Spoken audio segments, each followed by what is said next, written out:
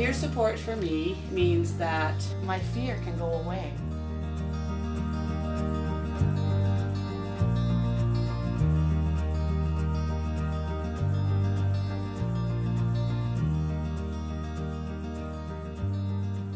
People who have serious mental illness have about 2 to 3 times the rate of diabetes. It depends on the kind of mental illness, because there are obviously many kinds. And the most serious kinds of mental illness, like schizophrenia and bipolar disorder, are where the rates are the highest. I've worked in mental health for almost 20 years, and what I've seen is individuals with mental illness suffer with horrific,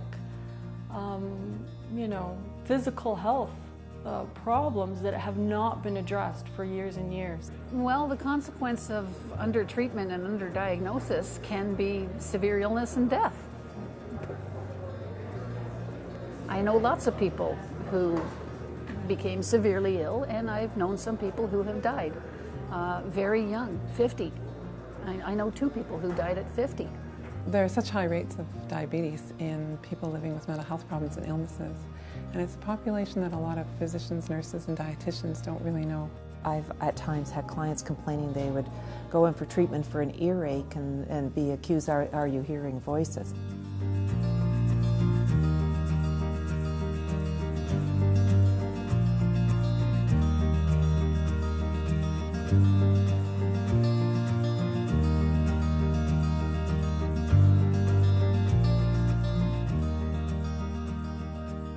I was the one who asked to have my blood sugar checked in the Emerge, because I knew there might be something else. They never checked that, the blood sugar, right? And then they came back and went, you know what, your blood sugar's high. Oh, okay. For me, it was the thirst. I was picking up on the symptoms of diabetes, and so I also asked my doctor to test me. They found out that I was a diabetic. And I probably had symptoms for 5 years or more. I didn't realize it. When someone has a mental illness, they go through a lot of grieving and loss in terms of that sense of who they are. And then to have that overlayered with diabetes, a lot of those same processes occur. It is one more thing, but it's one more big thing. And just to have somebody tell you, now you have to go and eat this way, and now you have to exercise, and now you have to do this. It's a real change to a person's life.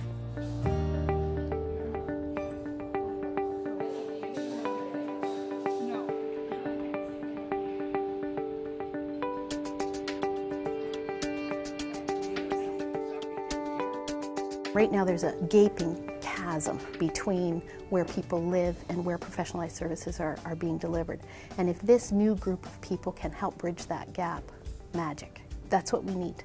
Peer support has been found to be helpful in a wide variety of chronic diseases, particularly chronic diseases, because the experience of the person who's had the disease, who's had the treatment, who's had the complications, who's taken the medications, who's had the side effects of taking the medications, is a perspective that most of the treaters don't bring. A lot of my previous research has been around peer support. It's one of the reasons I was asked to participate in this study, and we have found that peer support is very helpful in actually reducing reliance on hospitalization and keeping people in the community. Peer supporters are uniquely positioned to help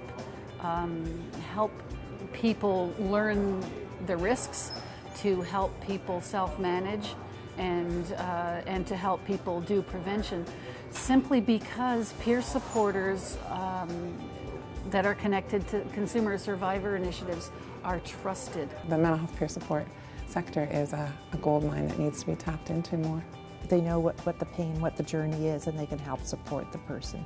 The issue that I think we in the healthcare system worry about when you start talking about non-professional models of care delivery is that people understand the boundaries. But as they've come to understand that we're not asking peer supporters to be diabetes experts, but that they have other skills that can complement the skills and knowledge of the health professionals, they've really started to get excited about the idea that peer support can help them to do their jobs better.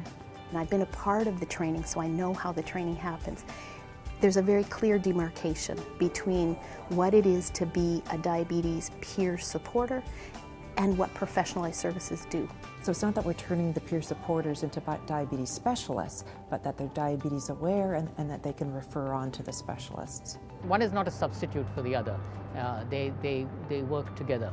We can share with the diabetes community the experience and what that's like. They can share with us some of the knowledge. Knowing we're not alone, I think it's one of the biggest gifts, and it takes us out of that isolation. Could I be a cheerleader and say, look, I mean, you can do this. You can get information, this will help you, your life will be better by doing so.